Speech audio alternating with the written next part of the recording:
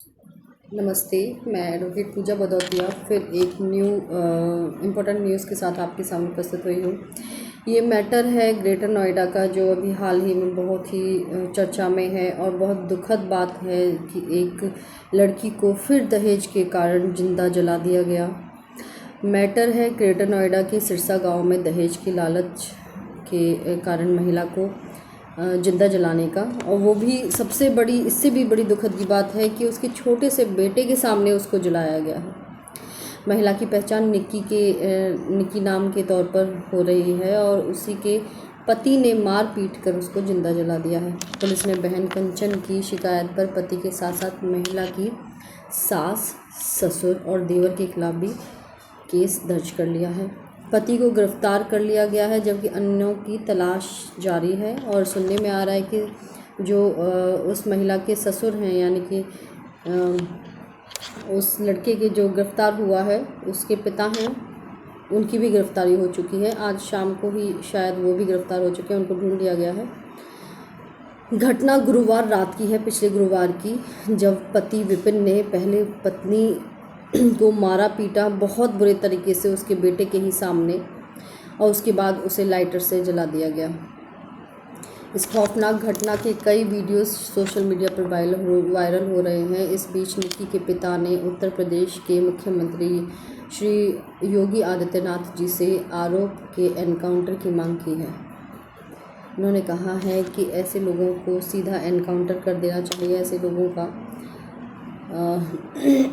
और साथ में मांग की है कि आरोपी के घर को बुलडोजर एक्शन के दौरान गिरा देना चाहिए।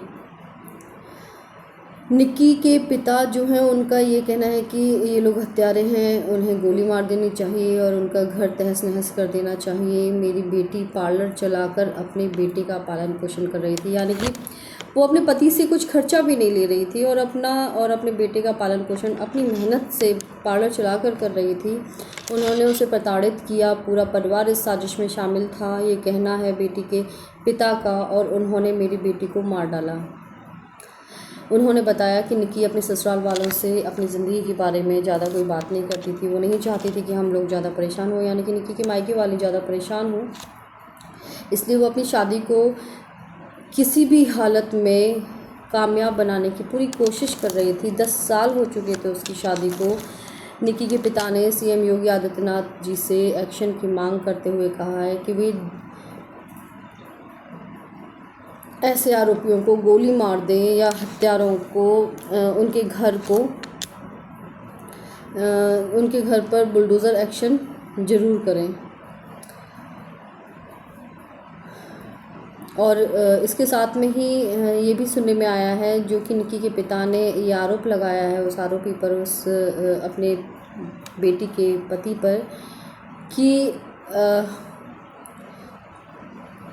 उस लड़के का नाम विपिन है, कि विपिन किसी और के साथ रिश्ते में था, यानी कि संबंध किसी गैर महिला से भी उसके संबंध थे, एक्स्ट्रा मैरिटल अफेयर था उसका, और निक्की को रास्ते से हटाना चाहता था। निक्की ने कहा बेटे और माँ को फांसी होनी चाहिए। निक्की के पिता ने बोला है कि उस पति को, उसकी बेटी के पति को और उसकी माँ को फांसी होनी चाहिए। बहुत ही दर्दनाक मौत उसको दी गई है, जिंदा जलाया गया है। यानी कि आज भी हमारा समाज इन कुरीतियों से बाहर नहीं निकल पाया है।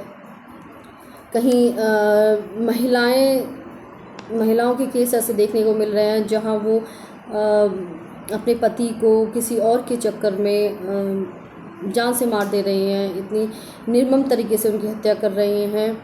और कहीं आज भी वही सब कि दहेज से प्रताड़ित करके उनको जिंदा जला देना, मार देना, वो सारे केसेस देखने को मिल रहे हैं। शिकायत में क्या क्या आरोप लगे हैं ये बताते हैं। निक्की और उसकी बहन कंचन की शादी 2016 में इस घर में हुई थी, विपिन से, यानी कि निक्की के पति से, और निक्की के पति के भाई रोहित से हुई थी। कंचन की तरफ से दर्ज कराई गई शिकायत है ये, यानी कि निक्की की बहन कंचन जो है, उसी घर में जो विवाहित थी दूसरे भाई से, उसके द्वारा ये एफआईआर दर्ज कराई गई है। गुरुवार की शाम को विपिन ने उसकी बहन को जान से मार दिया, जिंदा जला दिया, और सास ने मिलकर कंचन बचाने आई तो उसे भी मारा पीटा गया। उसने बताया है अपने बयानों में कि वो जब बचाने आई अपनी बहन को तो उसको भी मारा पीटा गया। इसके बाद विपिन ने पेट्रोल डालकर निक्की को जिंदा जला दिया। निक्की के 6 साल के बेटे का भी एक वीडियो सामने आया है जिसमें वो बता रहा है कि पहले मेरे पापा ने मम्मी को चांटे मारे, मारा पीटा और उसके बाद बाल पकड़कर खींचते हुए ले गए एक जगह पर घर में ही, और उसके बाद उन पर लाइटर से आग लगा दी कुछ डालकर। बच्चे को नहीं पता कि क्या डाला गया है, वो पेट्रोल था या स्पिरिट था, लेकिन बच्चे ने जो देखा उसने अपनी मासूमियत से जो देखा सिर्फ वही बयान किया कि कुछ डाला गया मम्मी के ऊपर और फिर उनमें पापा ने लाइटर जला दिया। कंचन ने बताया था कि शादी में ससुराल वालों को एसयूवी दी गई थी, लेकिन उनकी मांग बढ़ती जा रही थी। उसके बाद जब उनकी और मांग बढ़ती गई तो वो निक्की को दिन पे दिन प्रताड़ित करते रहे। उसके मायके वालों ने एसयूवी के अलावा और गाड़ी भी उन्हें दी है, उनको बुलेट दी गई है, लेकिन उसके बावजूद अब वो 35 लाख रुपए की और मांग कर रहे थे। मतलब दहेज के लोभियों की मांग कभी ख़त्म नहीं हो सकती। मेरी आप लोगों से हाथ जोड़कर गुजारिश है कि अगर आपकी बेटी के साथ गलत हो रहा है, आपको पता है कि आपकी बेटी के साथ गलत हो रहा है, तो कृपया उनको और मौका ना दें।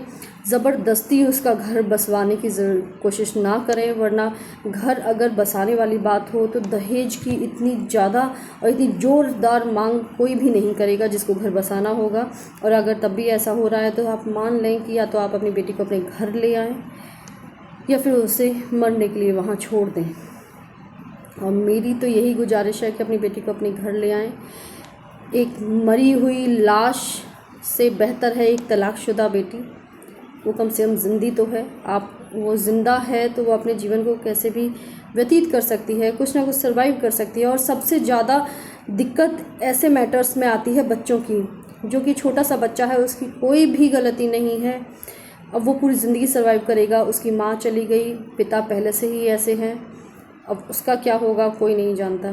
मेरी आप लोगों से गुजारिश है कि दहेज की चीज़, जो दहेज नाम है, उसको छोड़ दीजिए। ये एक ऐसा लालच है जो कभी ख़त्म नहीं होगा। अपनी गृहस्थी को देखिए।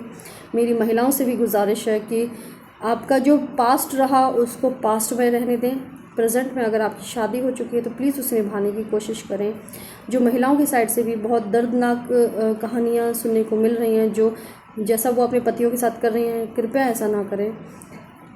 गृहस्थी बसाने की कोशिश करें।